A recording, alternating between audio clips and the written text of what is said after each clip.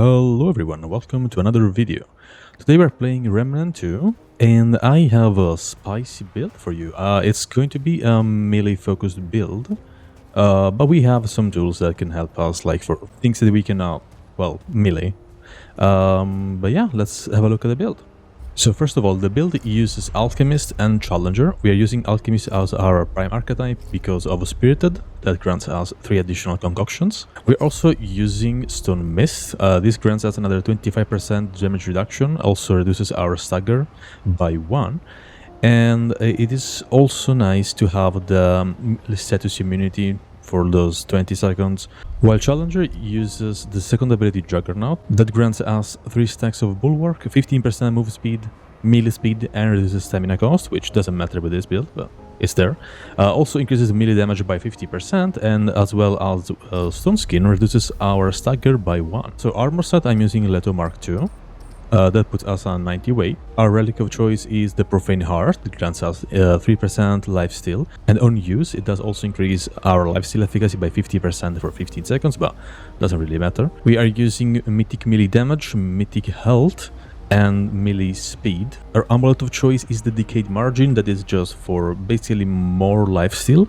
Also grants us additional lifesteal if we are very low on health, and whenever health is full, grants us also an additional 35% melee damage, which is very spicy. The rings I'm using are Burden of the Destroyer for 15% more damage, Bisected Ring, which is infinite stamina and increases the damage we take by 15%, that's why we need the Torn of Survivability to counteract that minus 15%. Brawler's Pride is melee speed increase by 15% and melee crit chance by 5%. And probably the thing that makes this build viable, which is Sealed Resin Loop.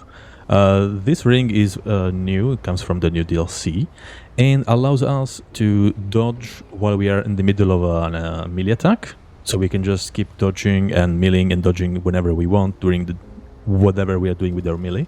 And that's really nice because sometimes you're just stuck in that animation, you have to take the hit.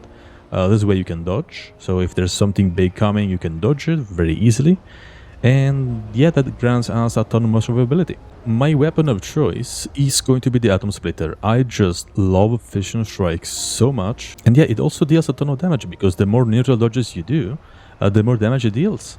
And we are basically only going to neutral dodge every time because that's what allows us to throw the Fission Strike. I'm also using Edgelord as my mutator, that is for melee attack speed and also grants an additional 3% lifesteal. Your primary weapon can be whatever. I suggest using either a weapon that allows you to use Song of Aether, or of course Monolith, because it's just 15% more damage on everything you're attacking because you expose enemies, and exposed enemies take 15% more damage.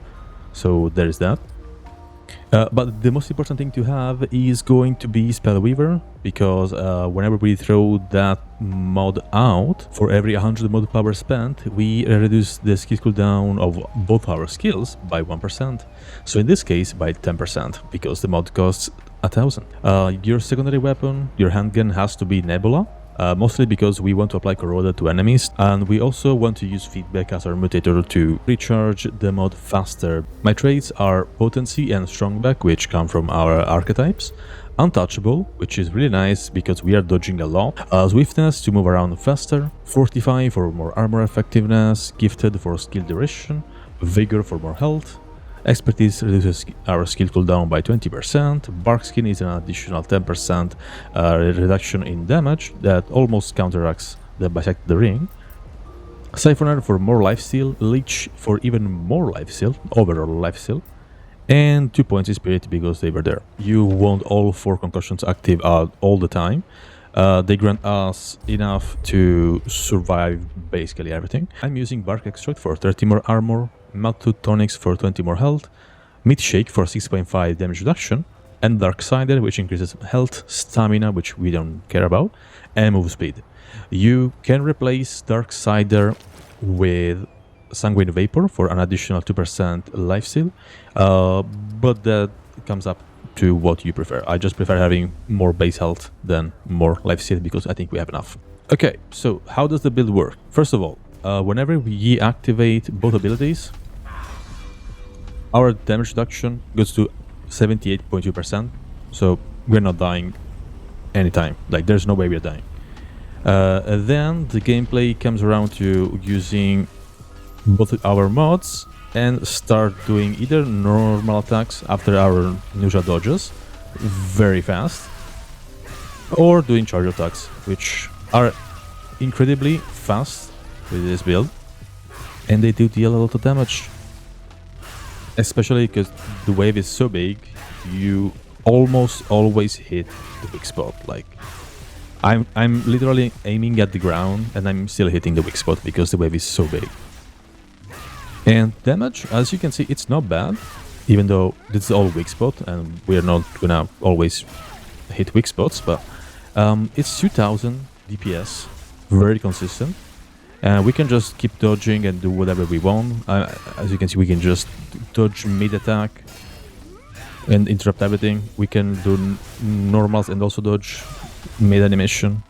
Doesn't really matter, we can just do whatever. That is pretty much the build. I don't think I missed anything, but I'm going to add a few boss fights for you guys to see. And, well, you'll see how broken this is, because you just don't die, and it's nice.